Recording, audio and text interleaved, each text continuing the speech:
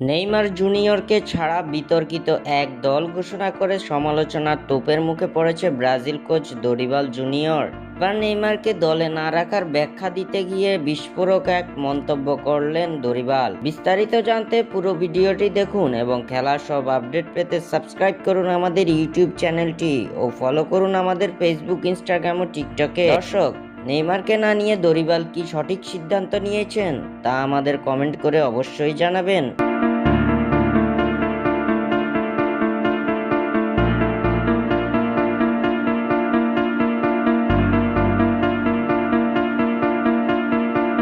সেপ্টেম্বরে আবারও মাঠে নামতে যাচ্ছে ব্রাজিল দল, যেখানে 2026 ফিফা বিশ্বকাপের বাছাই পর্বে দুটি ম্যাচ খেলবে সেলেসাওরা। গত শুক্রবার 23 আগস্ট এই দুই ম্যাচের জন্য 23 সদস্যের দল ঘোষণা করেছে ব্রাজিল কোচ দরিবাল জুনিয়র। দরিবালের ঘোষিত সেই দলে জায়গা হয়নি নেইমারের। দল ঘোষণার আগে নেইমারের ফেরা নিয়ে আশার বাণী শোনালেও শেষ পর্যন্ত তাকে দলে নেয়নি দরিবাল। ব্রাজিলের ঘোষিত এই স্কোয়াডে নেইমারকে না দেখতে পেয়ে হতাশ হয়েছে ভক্ত সমর্থকেরা, যার কারণে তীব্র সমালোচনার মুখে পড়তে হচ্ছে কোচ দরিবালকে।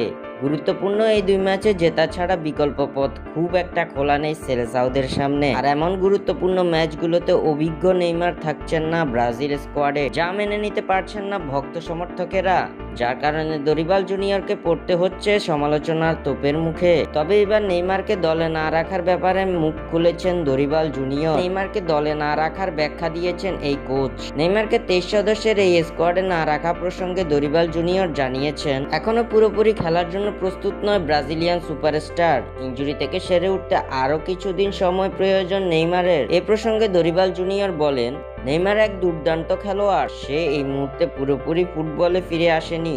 আমরা নিশ্চিত সে মাঠে ফিরবে এবং খুব ভালোভাবেই ফিরবে। আমরা তার জন্য অপেক্ষা করছি। নেইমারকে দলে না রাখার ব্যাপারে ব্যাখ্যা দিতে গিয়ে এসব কথা বলেন ব্রাজিলিয়ান কোচ দরিবাল জুনিয়র। স্বাক্ষর থেকে সাদবিন ইসলাম।